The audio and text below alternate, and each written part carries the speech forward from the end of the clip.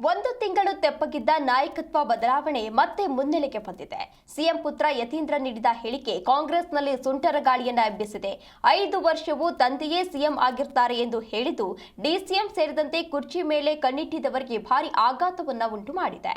ಶತಾಯ ಗತಾಯ DKShi CM ಕನಸು ನನಸು ಆಗುತ್ತೆ ಎಂಬ ಚರ್ಚೆಯೂ ಕೂಡ ಜೋರಾಗ್ತಿದೆ.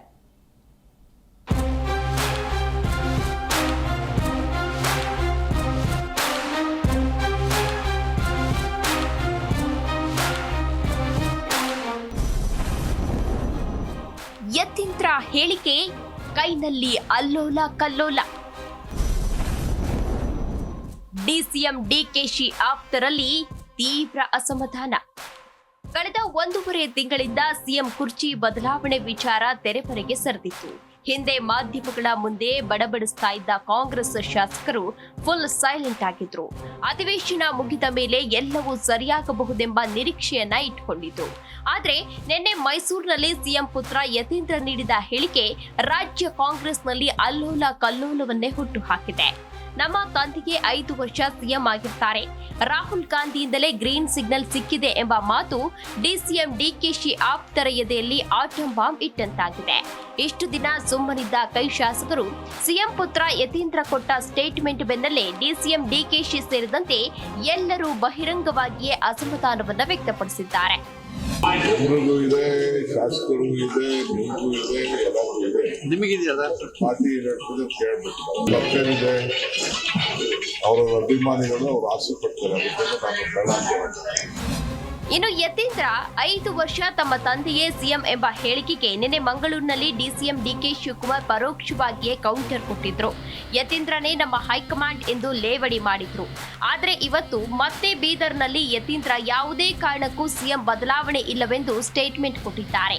ನಾಯಕತ್ವ ಬದಲಾವಣೆ ಹೈಕಮಾಂಡ್ ಮುಂದಿಲ್ಲ, ಹೀಗಾಗಿ ಸಿದ್ದರಾಮಯ್ಯನವರೇ ಮುಂದುವರಿಯುತ್ತಾರೆಂದಿದ್ದಾರೆ ಎಂದು ತಮ್ಮ ಹೇಳಿಕೆಯನ್ನ ಮತ್ತೊಮ್ಮೆ ಸಮರ್ಥಿಸಿಕೊಂಡಿದ್ದಾರೆ. 5 ವರ್ಷ ಸಿದ್ದರಾಮಯ್ಯ ಅವರು ಮುಖ್ಯಮಂತ್ರಿಗಳಾಗಿರ್ತಾರೆ ಅಂತ ನಾನು ನಂಬ್ತೀನಿ.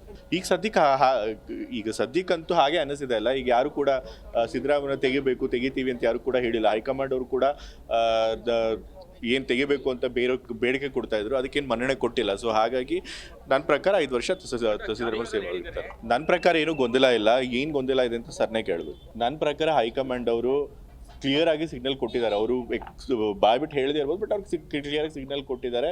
ನಾವು ಇವಾಗ ಸದ್ಯಕ್ಕೆ ಯಾವುದೇ ಲೀಡರ್ಶಿಪ್ ಚೇಂಜ್ ಮಾಡಲ್ಲ ಅಂತ ಹೇಳಿ. ಸೊ ಹಾಗಾಗಿ ಇನ್ನು ಗೃಹ ಸಚಿವ ಪರಮೇಶ್ವರ್ ಮೈಸೂರಿನಲ್ಲಿ ಕೊಟ್ಟಿರುವ ಸ್ಟೇಟ್ಮೆಂಟ್ ಬಹಳ ಕುತೂಹಲವನ್ನ ಹುಟ್ಟುಹಾಕಿದೆ. ಯಾವುದೇ ಪವರ್ ಶೇರಿಂಗ್ ಒಪ್ಪಂದ ಆಗಿಲ್ಲ ಎಂದು ಪರಮೇಶ್ವರ್ ಮೊದಲ ಬಾರಿಗೆ ಹೊರಹಾಕಿದ್ದಾರೆ. ಸಿದ್ದರಾಮಯ್ಯನವರನ್ನ ಸಿಎಂ ಮಾಡಿದ್ದು ಹೈಕಮಾಂಡ್, ಎಷ್ಟು ದಿನ ಸಿಎಂ ಆಗಿ ಮುಂದುವರಿಯಿರಿ ಅಂತಾರೆ, ಅಲ್ಲಿಯವರೆಗೆ ಅವರೇ ಇರ್ತಾರೆ ಎಂದು ಹೋಮ್ ಮಿನಿಸ್ಟರ್ ತಿಳಿಸಿದ್ದಾರೆ. ಇದೇ ವೇಳೆ ಡಿಕೆ ಪರ ಚನ್ನಗಿರಿ ಶಾಸಕ ಬಸವರಾಜ್ ಶಿವಗಂಗಾ ಬ್ಯಾಟಿಂಗ್ ಮಾಡಿದ್ದು ಡಿಸಿಎಂಗೆ 139 ಶಾಸಕರ ಬಲವಿದೆ, ಡಿಕೆಶಿ ಪ್ರಾಣ ಕೇಳಿದ್ರು ಕೊಡ್ತೀನಿ ಎಂದಿದ್ದಾರೆ. ನೋಡಿ, ನಮ್ಮಲ್ಲಿ ಯಾವ ಗೊಂದಲನೂ ಇಲ್ಲ. CLP ಮೀಟಿಂಗ್ ಮೊನ್ನೆ ತಾನೇ CLP ಮೀಟಿಂಗ್ ಆಯಿತು. ಆ ಥರ ಏನಾದರೂ ಗೊಂದಲ ಇದ್ದರೆ CLP ಮೀಟಿಂಗಲ್ಲಿ ಪ್ರಶ್ನೆ ಮಾಡಲ್ವಾ? ಪ್ರಶ್ನೆ ಮಾಡೇ ಮಾಡ್ತಾರೆ. ಏನು ಸ್ವಾಮಿ ಇಂಥ ಗೊಂದಲ ಇದೆ, ನೀವು ಯಾಕೆ ಹಿಂಗೆಲ್ಲ ಮಾಡ್ತೀರಾ ಅಂತ ಮುಖ್ಯಮಂತ್ರಿಗಳಿಗಾರು ಕೇಳ್ಬೋದು. ಮುಖ್ಯಮಂತ್ರಿಗಳಿಗಾದರೂ ಕೇಳ್ತಾರೆ, ಉಪಮುಖ್ಯಮಂತ್ರಿಗಳಿಗಾದರೂ ಕೇಳ್ತಾರೆ. ಯಾಕಂದರೆ ಉಪಮುಖ್ಯಮಂತ್ರಿಗಳು ಪಕ್ಷದ ಅಧ್ಯಕ್ಷರು ಕೂಡ ಇದ್ದಾರೆ. ಮನೆ ಹೈಕಮಾಂಡ್ ಇದನ್ನೆಲ್ಲ ನೋಡ್ತಿಲ್ವಾ ಅಂತ. ಯಾಕೆಂದರೆ ಹೈಕಮಾಂಡ್ ನೋಡಬೇಕಾಗ್ತದೆ. ಈಗ ನಾನು ಅದೇ ಒಂದೇ ಮಾತು ಹೇಳೋದು, ಜಾಸ್ತಿ ಹೇಳೋಕ್ಕೆ ಹೋಗಲ್ಲ. ಏನು 2.5 ವರ್ಷ ಒಪ್ಪಂದ ಆಗಿದೆಯೋ ಆಗಿಲ್ಲ, ಅದು ಸ್ಪಷ್ಟಪಡಿಸ್ಬಿಟ್ರೆ ಮುಗಿದೋಯ್ತು. ಮನೆ ಮುಖ್ಯಮಂತ್ರಿಗಳು ಸ್ಪಷ್ಟಪಡಿಸ್ಲಿ, ಹೈಕಮಾಂಡ್ ಅವರು ಸ್ಪಷ್ಟಪಡಿಸ್ಲಿ, 2.5 ವರ್ಷದ ಒಪ್ಪಂದ ಆಗಿಲ್ಲ, ನಾನು ಯಾವುದೂ ಮಾತು ಕೊಟ್ಟಿಲ್ಲ ಅನ್ನೋದನ್ನು ಕ್ಲಿಯರ್ ಮಾಡಿಬಿಟ್ರೆ ಇದು ಸಮಸ್ಯೆನೇ ಬಗೆಹರಿದೋಯ್ತಲ್ಲ. 139 ಜನ ಶಾಸಕರು ಬಲನು ಡಿ ಕೆ ಶಿವಕುಮಾರ್ ಅವ್ರ ಪರವಾಗಿದೆ. ಅದರಲ್ಲಿ ಎಸ್ಪೆಷಲಿ ನಮ್ಮಂಥ ಯೂತ್ಸ್, ನಾಳೆ ಅವ್ರು ಏನು ಹೇಳಿದ್ರು ಮಾಡೋಕ್ಕೆ ಸಿದ್ಧವಾಗಿರೋಂಥ 45 ಜನ ಯೂತ್ಸ್ ಇದ್ದೀವಿ. ನಾನು ಹೇಳಿದ್ಮೇಲೆ ಏನಾರು ಹೇಳಲಿ ಅಂದೆ, ಪ್ರಾಣ ಕೊಡೋದ್ರು ಕೊಡ್ತೀನಪ್ಪ, ಇನ್ನೇನು ಬೇಕ್ರಿ, ಅದಕ್ಕಿಂತ ದೊಡ್ಡದು ಯಾವ್ದಾರು ಇದೆಯಾ? ಇನ್ನು ಯತೀಂದ್ರ ಬೆಳಗಾವಿಯಲ್ಲೂ ಇಂಥದ್ದೇ ಹೇಳಿಕೆಯನ್ನ ನೀಡಿ ಕಾಂಗ್ರೆಸ್ನಲ್ಲಿ ಪ್ರಳಯವನ್ನೇ ಸೃಷ್ಟಿಸಿದ್ರು. ಹಲವು ದಿನಗಳ ಮಾಧ್ಯಮ ಚರ್ಚೆಗೆ ಅವಕಾಶವನ್ನು ಒದಗಿಸಿದ್ರು. ಅದಾದ ನಂತರ ರಾಹುಲ್ ರಾಜ್ಯಕ್ಕೆ ಬಂದು ಹೋದ ನಂತರ ಬೇರೆಯದೇ ಕತೆಗಳು ಶುರುವಾದವು. ತದನಂತರ ಡಿಕೆಶಿಗೆ ದೆಹಲಿಯಲ್ಲಿ ರಾಹುಲ್ ಸಿಗದೆ ಹೋಗಿದ್ದು ಕಾಂಗ್ರೆಸ್ನಲ್ಲಿ ಬೇರೆಯದೇ ಸಂದೇಶ ರವಾನಿಸಿತ್ತು.